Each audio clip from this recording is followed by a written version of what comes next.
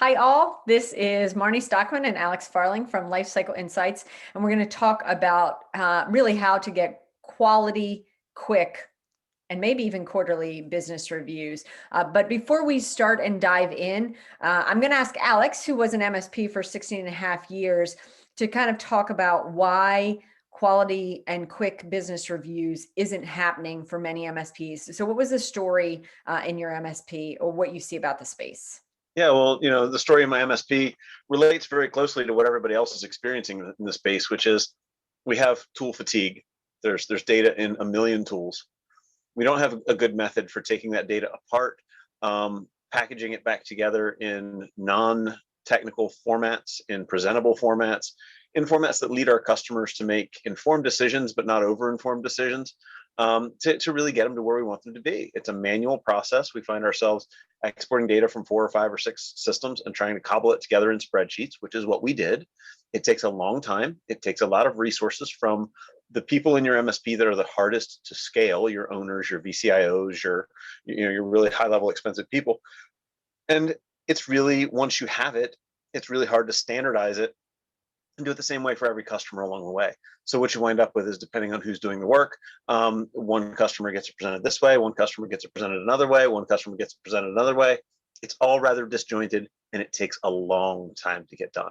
My largest customer used to take me 7-8 hours, and we heard from other MSPs as we built the product that 8 hours was not a really far out there number. An outlier. When we were talking about how long they're really wasting. And these are the hours of the people who are at the top, who have the least time to spend, the least time to spare, and we're wasting tons of it to try and do these quarterly meetings. And if you have 100 customers that you're supposed to meet with quarterly, there's no time left. That's literally a QBR every day. Yep. If you have 50 customers, that's QBR every other day. That gives you a day to present and a day to build the next one, and a day to present and a day to build the next one. That just doesn't scale for a small MSP where the owner is giving the QBRs, is the VCIO, if you will, or the account manager, or the person responsible for it. So we really had to find another way to do it. And there's a couple pieces I'm sure that we'll get into today, both segmenting our client base and deciding who really gets it quarterly, and then finding a way to do them faster for the folks we do quarterly and the folks that we do semi-annually and annually, et cetera. Yeah, it's funny with all of the acronyms in the site and in the space, I did not realize that another industry term was like cobbling together. But whenever I all the talk time, right? to folks, right, about what their process is, literally they use the word, well, I cobble together things from their PSA, some spreadsheets, some post-it notes they've got stuck on their machine, like those types of things. So it is interesting how as much as MSPs try to automate so many processes, that this one, their own work, wasn't really automated. And that's why Lifecycle Insights came to be, really. It is, but to add on to that, they're also buying 1 and maybe 2 tools just to help them do QBRs, right? They've got all these other tools, and then they've got to go buy a product that does warranty lookups, and they've got to go buy a product that does the sales presentation piece, or that walks them through the audit process to make their spreadsheet prettier, instead of really streamlining their tool set down to a single tool, and getting over some of that tool fatigue. And that's one of the places we've been most successful, is helping MSPs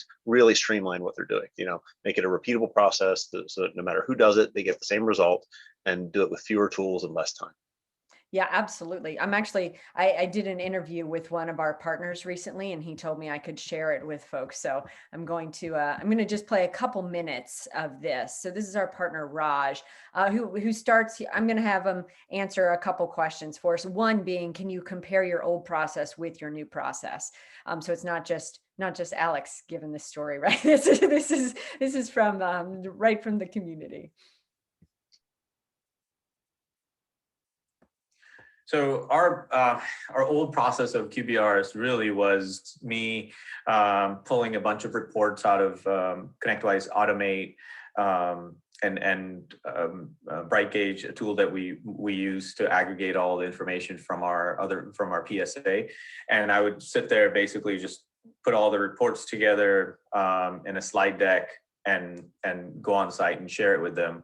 It took so long to put it all together. I think I was probably spending 10 to 12 hours on each one, and then it was just such a manual process.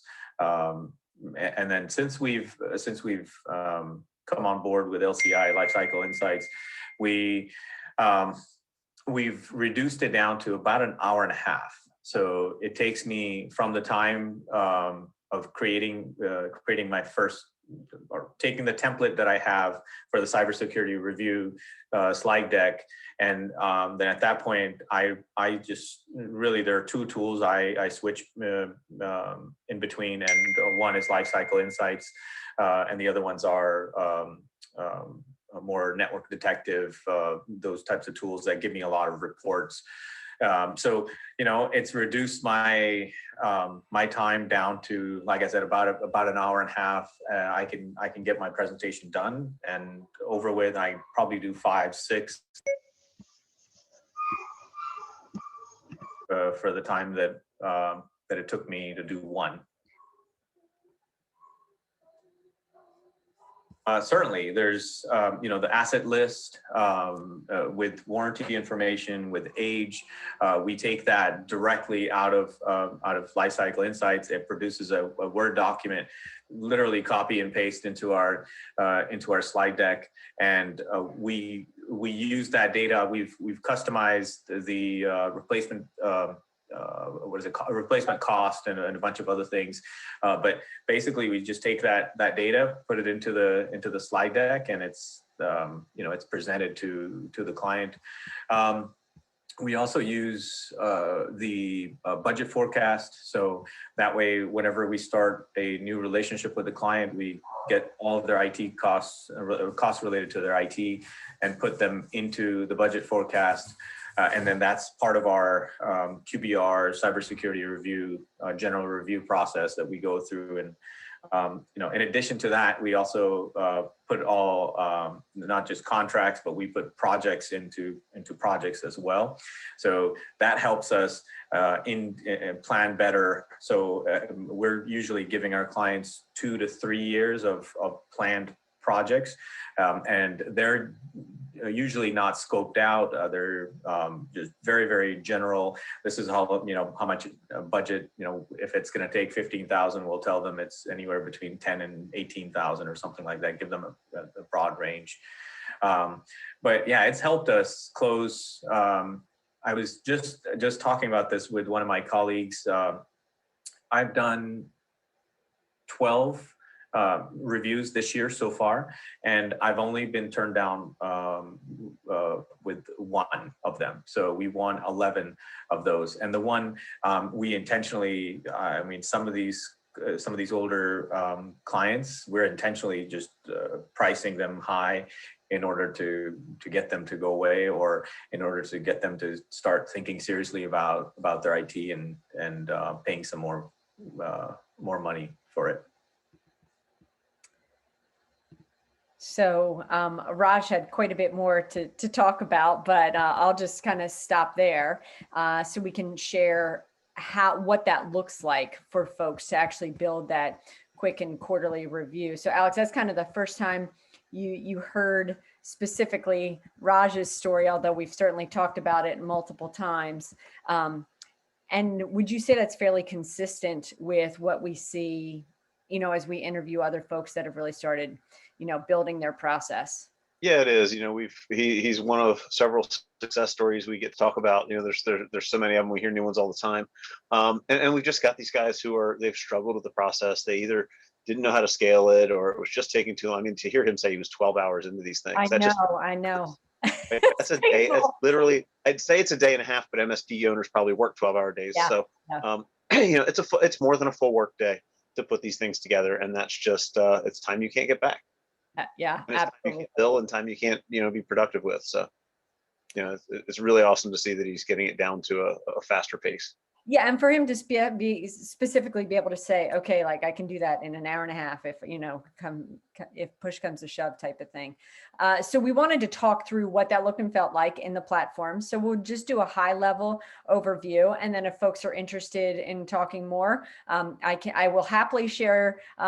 Raj said I can send anybody to him if they want to if they want to talk to someone that uses it, and we're always happy to jump on a demo. But let's just talk about a few things that we do in the platform. So Lifecycle Insights really was built to really hone in on your business review process and automate it, make it consistent, and highlight business pains for clients so that they can make technology decisions in their budget forecast.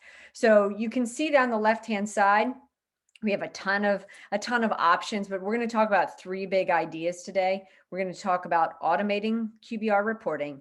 We're going to talk about assessments that identify business pain and aligning those two pieces together.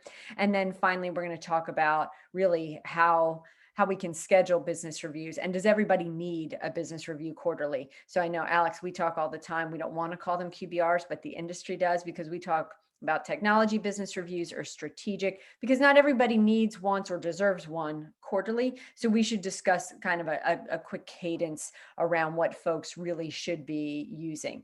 So we'll go through just a few of those pieces, and we're always happy to take questions, etc. So first, what are we looking at right now? So we're looking at the dashboard for creative designs. And you can see as I change which company I have, that I get an update on my data. One of the first things that we found is folks went to build their business reviews, that they were cobbling together data, but that data wasn't accurate or complete. And so we put a focus on data quality. And what we're showing you here is the asset information, data quality that we're pulling from your integration. So let me talk about our integrations. We integrate with ConnectWise Manage, IT Glue, Data Autotask, and Synchro. We're always building more. And then we also we do warranty lookup information for Dell, Lenovo, HP, Microsoft Surface, Cisco, Meraki, and SmartNet. And then we have an integration with Microsoft 365 as well. So we do that so that we can build a few reports for you to share at your business review quickly and easily. The first is the asset list. And with the asset list, one of the features that's unique to Lifecycle Insights is the color coding and the ability to swatch. And I'll explain what that means. So we do stoplight reporting. So red is bad, green is good, yellow's in the middle. Blue actually means that we're missing information. So we really give you insights into, say, let's take a look at our operating systems that are expiring in our demo site. So they're really expired in our demo site with Microsoft Windows 7 machines. So I can quickly swatch out and see the information that I am looking for. And I could ask questions like, where do I have warranties that are expiring, but the devices are not at end of life? Because here you have a decision to make. Are the devices approaching end of life, or we'll just limp through with what we have and see when we have to replace? Or do we want to buy an extended warranty and that'll hold us out until the end of the end of machine time? So all of our reports that you'll see, we can download to Word so that they put it in pretty presentable, exec-friendly reporting. So with the assets, you'll notice a replacement cost column, and that is assigned globally or for an individual client, or even for a specific asset that we pull, right? So we can look up that information for an individual asset so that we can push it through to a budget forecast. And well, Raj spoke about it a little bit. What he likes about the budget forecast is he's able to give the details for his clients when assets are expiring. And this, he told me the first time he ever did this manually, it took him 12 hours for a single client just to do the budget part of his report. So that 10 to 12 was his reduced time. And we can provide a year-over-year view or a quarterly view or a monthly view so that you can really have that strategic conversation about long-term, right? We have a couple server replacements in a few years that we need to think about and budget for, as opposed to month to month. This is the accounting machine that's going to be replaced so that we can work on the downtime that's happening there. So we have a lot of other pieces around projects and contracts that we can always dive into, but all of those features will push to the budget forecast so you can really give that roadmap for your client and have that strategic conversation. I mentioned quickly that we integrate with Microsoft 365, so that will allow you to determine where they're in your PSA or IT Glue, along with how it lines up with their Microsoft Office logins. So you could ask questions like, are there folks not in my PSA that have Microsoft Office licenses? And why is that? Is somebody not getting billed? Do we have people that have never logged in or have not logged in 6 months? Where are these users? Are there licenses out there that are potential security concerns that really help you have that conversation and get folks to the table at a business review? So there are certainly a lot more pieces to discuss around what reports we automate. But I'm going to jump to assessments unless, Alex, you have anything you want to chime in on that. No, I think that covers it. So for assessments, it's a completely flexible tool. So you could build assessments around anything, but we do provide a sample library of templates available. And the majority of our clients are using our default assessment, although we have many that are sort of intrigued with the new maturity model that's coming out. So I probably don't even have to mention it, but Alex would be happy to jump on a call and discuss assessments with anyone, because that's a big passion, right? And I think we have a recording that covers it too. Yeah, at least one. Yeah. You can just send us a chat and we will happily ship that your way. So let's take a look at what that assessment would look like. So I'm going to go run an event against our default assessment, and I will just pull up one that we've already been into. And so this is the default assessment that is based around a lot of the work that Alex did in his MSP, as well as things that we've learned from our own partners along the way. So we're always interested in hearing how folks are using assessments for both pre-sales. So you can use Lifecycle Insights for pre-sales, as well as your business review assessment, whether they're monthly, annually, quarterly, et cetera. So we have some folks that do kind of tiered versions or provide one type of assessment quarterly and then a big extensive assessment annually. So whatever your process is, we want you to be flexible enough to support that. So just within our default assessment, again, stoplight reporting, this is going to be easy to use and share with your clients because of the color coding. You can add public comments, which will allow you to give them recommendations, to solve this at-risk problem. What is the remediation step? And as you give these assessments over time, we'll be able to show previous responses. So if we had given this assessment item 4 times and it went from green to yellow to red, you would suddenly know we now need to address this particular issue. So I'll show you a quick look at what that report looks like. We have a couple different templates, but this is probably the most popular one. And it's the most popular because the front page really highlights the overall categories and how that client is looking, right? So it's not hard for your exec who's busy and doesn't want every single bit of detail. It's not hard for them to see that hardware is the largest issue, right? It's at a 41, it's red, that's obvious. As you scroll through the report, you can see why it's red, and boy, is it red. That's what you get in a demo site. Let's hope none of yours are actually like this, right? So you see the individual items that are at risk. And then if we scroll to the end of the report, there's an appendix where you get all of them by color or at risk level. So now you can see all of the at-risk items as well as a summary. And if you added public comments, you'll see their remediation steps there. The beauty of having, Alex mentioned at the beginning that a lot of times folks have an assessment platform that is separate from where their assets are being managed. And that keeps the business pain very disconnected from the technical issues that are causing that business pain. So what we have in Lifecycle Insights is the ability to connect those two pieces. So before I show you that connection, what many folks do is a baseline assessment and then a comparative assessment after they have done the work, or a baseline assessment, and then they'll retake the same assessment as they go to present a project and say, you're starting at a 44%. If we deliver this project, your technology health will move to, in this case, a 76%, et cetera. So they will be able to see the improvement, and what have you done for me lately conversation turns into, they'll see exactly what you have done for them. So if I go into, I mentioned wanting to be able to connect the business pain with the technology itself, if I grab some specific at-risk items that are maybe high priority for your particular client and create a project from this, first, I bring up the business pain, but then I connect it directly with those assets that are causing the problem. So those pesky Windows 7 devices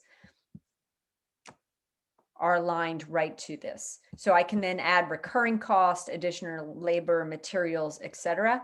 that would help solve this. That presents as a one pager to the client. They understand how they're going to fix these business pains by improving, by replacing these particular assets, etc. So Alex, you and I both know that I skipped like 97 of the buttons, but that's sort of the the direct line, the quick path, the happy path to connecting business pains to assets. Any other pieces to add for that?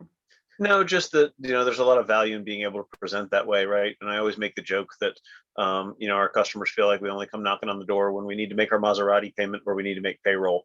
And this really helps them see the business case behind it. And we keep it simple. We keep it red, yellow, green so that they can have the most non-technical explanation of why they need to spend the money, but to help them make the right decision to eliminate risk and eliminate outdated equipment so that we can leave them in a better place than we found.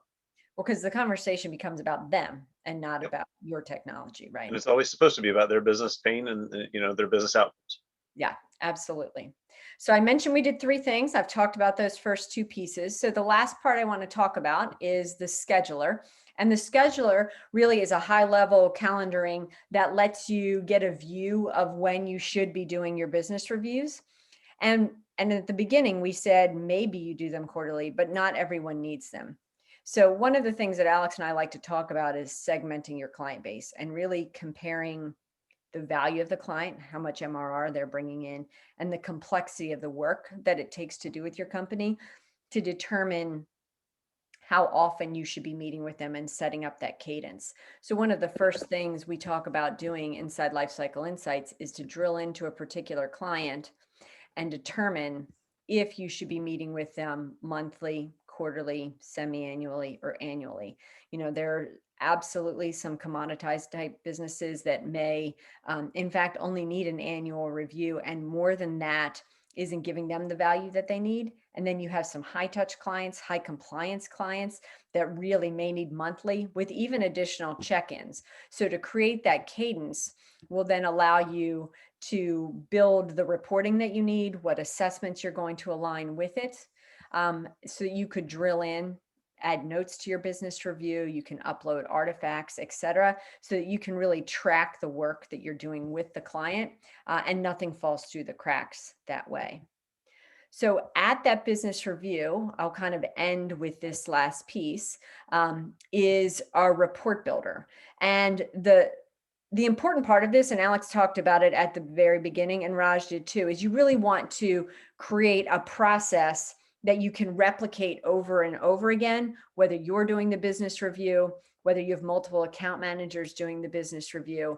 So we have the ability to stack components, and here's Alex's favorite set of component stacks that will allow you to define what your business review is consistently going to look like.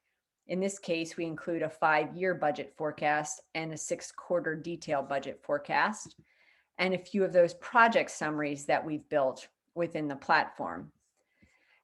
We have the ability to download this as a Word doc. So all of our reports are available as Word docs, but the report builder also will allow you just to convert it to a report so that you don't have to do the cutting and pasting into a PowerPoint, etc. So this really lets you present. And the nice thing about this, as opposed to something that you have cut and pasted, is that you still have the ability to manipulate inside the report and scroll through that. And if, as you're looking at the 5-year budget forecast, for example, they're very curious about the network equipment that you're going to be replacing this January, you can dive in and see the detailed view of that. So that's a pretty powerful piece that lets you be, has that nice combination of all of the supporting materials that you may need without delivering, a ton of paper, and be able to jump through and highlight the red, yellow, green pieces that really make the business impact.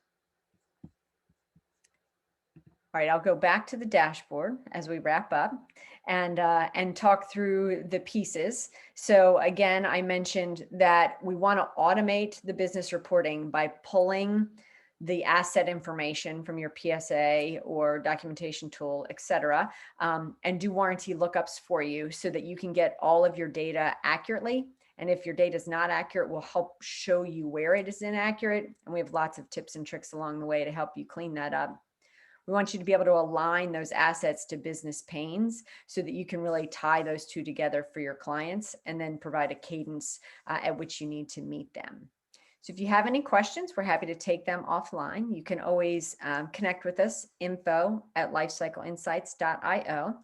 So in addition to shipping out this recording, we'll also deliver a sample of what that assessment can look like so you can really see how you could build one of these for your clients. Alex, do you have any last minute words? Yeah, the only thing I'll wrap up with is, some of the things that we do around automation are really some of the most powerful things that we do. And so, but because we start with data that we know about, the stuff that comes out of your PSA tool that was fed by your RMM or by an IT glue or an Auvik type product, I'm sorry, a Liongard or an Auvik type product. All this data that you've collected, we're taking it, we're using it, we're making it actionable, but we're using it to build budget forecasts for you that MSPs have told us takes an exorbitant amount of time, and they were just never able to do it to this level. Probably the biggest jaw drop when you go to give a customer a QBR is being able to deliver them budgets, not just for the next quarter, but for the next 5 years, and say, hey, look, I know it's 2021, but 2024 is going to be an expensive year for you, and we should talk about that now. Whether it makes sense to spend some money early, talk about leasing, doing whatever. But Mr. Customer, I want you to be aware that this is coming down the road. That ability to be the canary in the coal mine and let them know about those things early without putting in a ton of manual work is just so powerful. So, the one thing I'll tell everybody is check out the budget forecast feature. It is maybe one of the most powerful and jaw-dropping features in the platform itself. Perfect. Well, thanks all for joining. As we like to say, we hope to get you life cycling. So please reach out if you have any interest in chatting, or if you really just want to have a conversation around your personal process to see what you need to do to just create the process itself, even without a platform. We're always happy to chat. Thanks so much.